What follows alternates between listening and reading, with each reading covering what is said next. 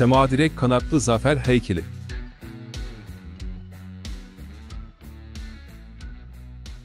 Heykel, aslen Ege Denizi'nin kuzeyindeki Semadirek adasında bulunan bir adak heykelidir. Heykel, kanatlı zafer heykeli, kanatlı zafer anıtı veya Semadirek nikesi olarak da anılır. Milattan önce 2. yüzyılın sonlarında yapılan heykel, Helenistik döneme ait bir Yunan heykel sanatı şaheseridir. Başı ve kolları eksik olan heykel, Yunan mitolojisindeki kanatlı figür Nike'dir. Roma mitolojisinde karşılığı Victoria olan Nike, zafer ve başarı tanrıçası olarak görülürdü. Özellikle, savaş öncesi zafer isteyen askerler tarafından tapınım görüldü. Nike, genellikle elbiseli ve elinde çelenk taşıyarak tasvir edilirdi. Uçma yeteneğine de sahip Nike, ayrıca çok hızlı koşardı. Heykel, M.Ö. 3. yüzyılda Yunanlıların bir deniz zaferi üzerine yapılmıştır. Fakat, eserin sanatçısının kim olduğu kesin olarak bilinmiyor. Gemi provası şeklinde olan heykelin kaidesinde, Rodius kelimesinin geçmesi, heykeltıraşın Rodoslu olabileceği düşünülmektedir. Anıtın toplam yüksekliği, kaide dahil 5 metre 57 santimdir.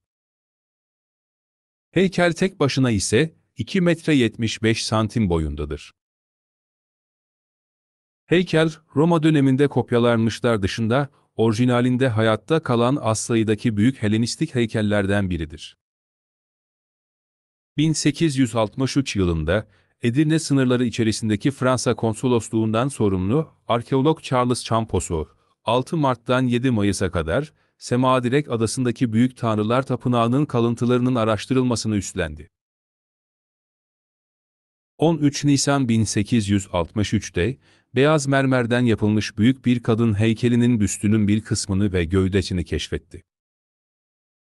Charles, bu heykeli, Antik Yunanistan'daki kanatlı kadın figürün temsilcisi olan Nike olarak tanımladı. Ayrıca aynı yerde, şekli ve işlevi belirsiz olan yaklaşık 15 büyük krem mermer bloktan oluşan karmaşık bir yapı bulundu.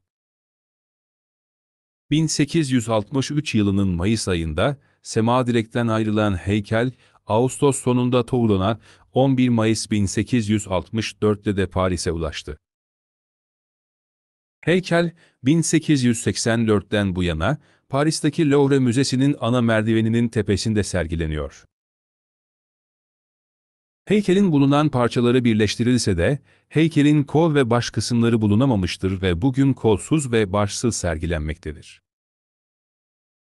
1950 yılında, bölgede yapılan bir arkeolojik kazıda, heykelin olabileceği düşünülen bir parça bulunmuştur. Heykelin ilk restorasyonu, 1864 ila 66 yılları arasında yapılmıştır. 1875'ten itibaren, Alexander Konzel'in yönetimi altında, 1870'ten beri Semadirek Tapınağı'nın binalarında kazı yapan Avusturyalı arkeologlar, Charles'ın heykeli bulduğu yeri incelediler. Mimar Alois Hauser, alanda bırakılan gri mermer blokların çizimini yaptı ve bunların düzgün bir şekilde birleştirildiğinde, bir savaş gemisinin provasını oluşturduğunu anladı.